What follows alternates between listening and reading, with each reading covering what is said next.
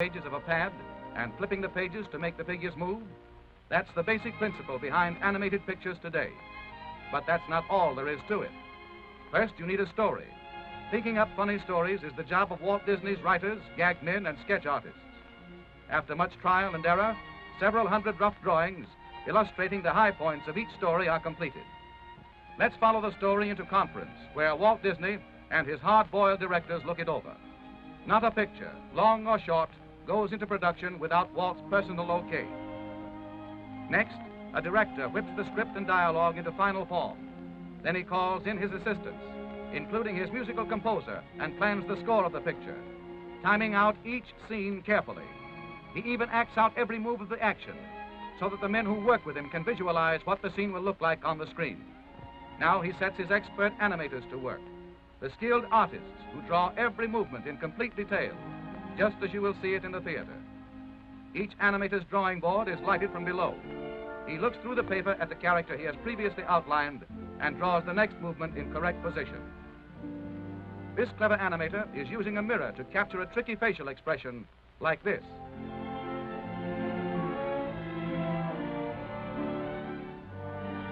Let's move along to the test camera department. Here the animator's rough drawings are photographed in sequence, one at a time.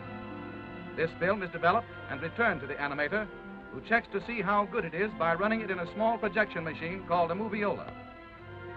In this moviola, as the animator runs his film backward and forward, we catch a graceful glimpse of the screen's newest heroine, Snow White herself. Now we're in one of the studio projection rooms, where Walt and his staff study the rough animation of a sequence about the 7 lovable little dwarfs.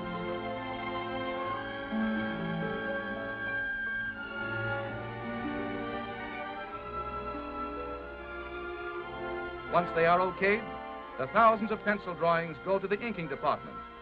Here, hundreds of pretty girls, in a comfortable building all their own, well lighted, air-conditioned throughout, cover the drawings with sheets of transparent celluloids. Then they painstakingly trace every line of every drawing in ink, following exactly in every detail the original animation drawings. Now the picture moves into its final stage, color. In the studio paint laboratory, all colors used are made up from secret formulas. Expert chemists develop more than 1,500 different shades of color for Snow White and the 7 Dwarfs. The inked celluloids next go to the painting department, where more pretty girls apply the final colors on the back. Snow White and the 7 Dwarfs required 250,000 celluloids painted like this one. In another department of the big Disney studio, artists delicately paint the beautiful stage settings for the picture. These backgrounds are done in watercolor. Artists work for months on backgrounds like the interior of the 7 Dwarfs' cottage. But the colossal task isn't finished even yet. The celluloids and backgrounds must still be photographed by the master camera in Technicolor. Here the operator puts a Donald Duck celluloid on top of a background as the overhead camera exposes one frame of film. To photograph Snow White and the 7 Dwarfs, this operation had to be repeated more than 500,000 times. Next, the film passes into the hands of technicians, and the sound effects are recorded.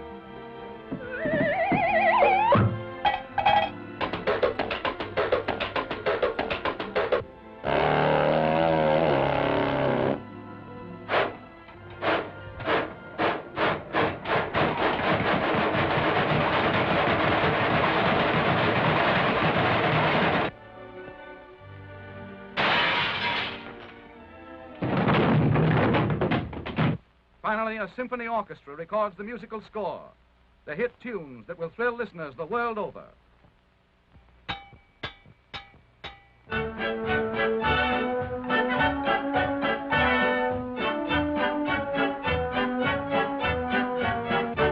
Now comes a crucial moment, the picture's world premiere in Hollywood.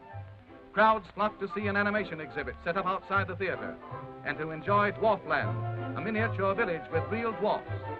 When the picture opens at the famed Carthay Circle Theater, every star and executive in the movie colony turns out to pay tribute to the genius of Walt Disney.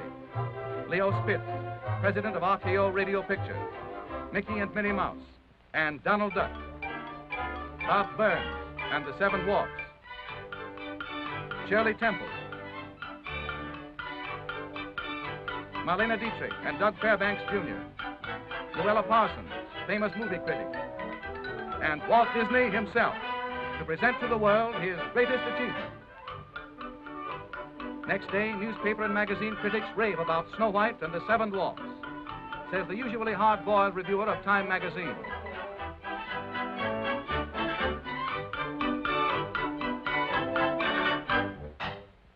More than 3 million paintings and drawings like these were created by Walt Disney and his staff of artists to complete this entertainment triumph at a cost of more than $1.5 million.